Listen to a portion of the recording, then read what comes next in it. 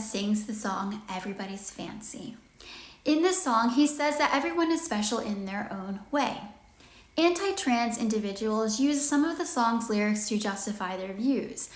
They claim that Mr. Rogers had it right and was in favor of traditional gender roles and sexuality. However, this couldn't be further from the truth.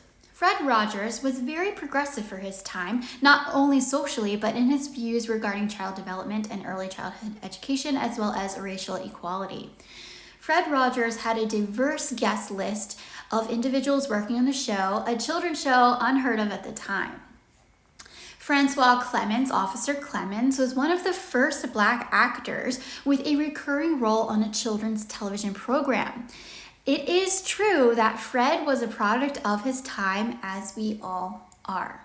It is also true that Fred would not let Francois appear openly gay on this show. And Fred was afraid that it would not go over well with his viewers or supporters, and he would lose the funding to do this work. If we judge by today's social expectations and standards, Fred Rogers' choice would be unacceptable. However, Francois Clemens himself addresses this issue, which you can watch in a video that I'm going to link on the blog or in the comments below. Clemens also discusses an exchange with Fred when wrapping up one day. Mr. Rogers concluded the episode by hanging his sweater up in the closet and says, "You make every day a special day just by being you, and I like you just the way you are." However, Clemens felt that Mr. Rogers was looking right at him at that time that he has said it. And Clemens asks Fred if he was talking to him. And Fred replies, "Yes, I have been talking to you for years, but you heard me today." Clemens says, "It was like telling me I was okay. I was okay as a human being." And that was one of the most meaningful experiences he'd had. While I can't speak for Mr. Rogers himself, and I can produce no direct statement or quote that this definitively confirms his view, we have a few more indications.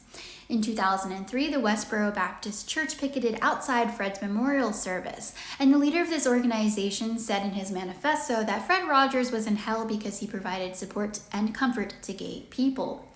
I would also like to point to Maxwell King's book, The Good Neighbor, The Life and Work of Fred Rogers, in the chapter titled On Air Ministry, pages 114 through 115.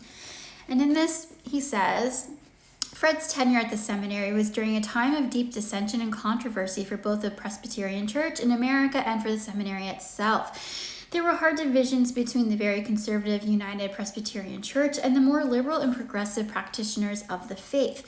And their battles were so hard fought that they finally caused the seminary to appoint a special commission to release a set of recommendations to heal the divisions within the faculty and the institution.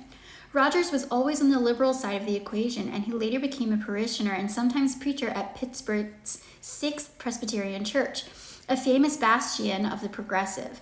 The 6th Church emphasized inclusion, and it was known in part for welcoming gay and lesbian parishioners, a position that was wholeheartedly supported by Joanne and Fred Rogers. Fred was very happy in our 6th Presbyterian Church because there were no exclusions, recalls Joanne. There's no exclusivity. If there had been a church called Reconciliation, I think he would have joined it. Joanne emphasizes Fred's belief that religious faith should bring all sorts of people together and not pull them apart. She recalls that Fred kept trying to arrange a date with a woman for one of the male friends they had met at the 6th Church before their new friend finally told Fred and Joanne he really wasn't interested. Finally, he said to Fred about the 3rd time they were together, he said, "You know, Fred, I'm gay." And Fred had no idea. It didn't matter one way or the other. Fred's social leanings were strongly progressive, but he learned from both his seminary experience and his television role to be circumspect about his views. Fred's nature was the opposite of quarrelsome, and he eschewed the endless left-right debates of the seminary. Some of his friends in Pittsburgh were disappointed that Fred didn't speak out publicly on behalf of the disadvantaged or vocally champion tolerance and inclusion, the values in which he so fervently believed.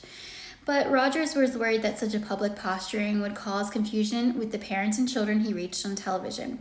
And he always felt that actions, kindness, understanding, and openness in relationships were more important than words. According to Dr. Andrew Purves, professor of Reformed theology at the seminary, Fred's political reticence stayed with him forever. I don't remember him speaking on the floor of the Pittsburgh Presbytery. I have seen him at meetings of the Presbytery just sitting quietly by himself.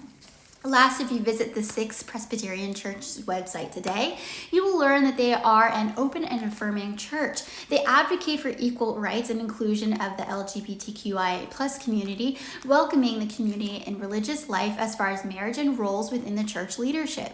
In the most recent newsletter, they are showing a 3-part documentary series titled Rise of Christian Nationalism, Attack on Democracy and Freedom of Religion.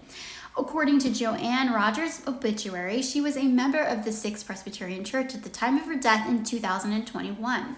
I am making the assumption that Fred would have continued to attend church with Joanne if he had not passed away and therefore supported their current missions.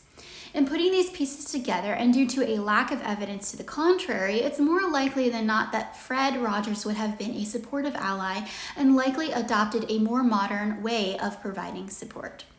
And from the child development perspective, children watching the show are probably in the range of 2 to 5 years in age.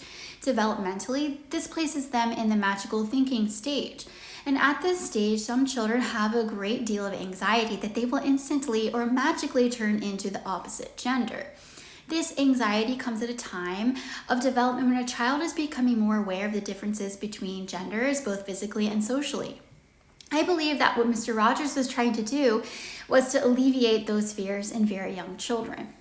Mr. Rogers goes on to show us how to craft a frame out of paper, and that this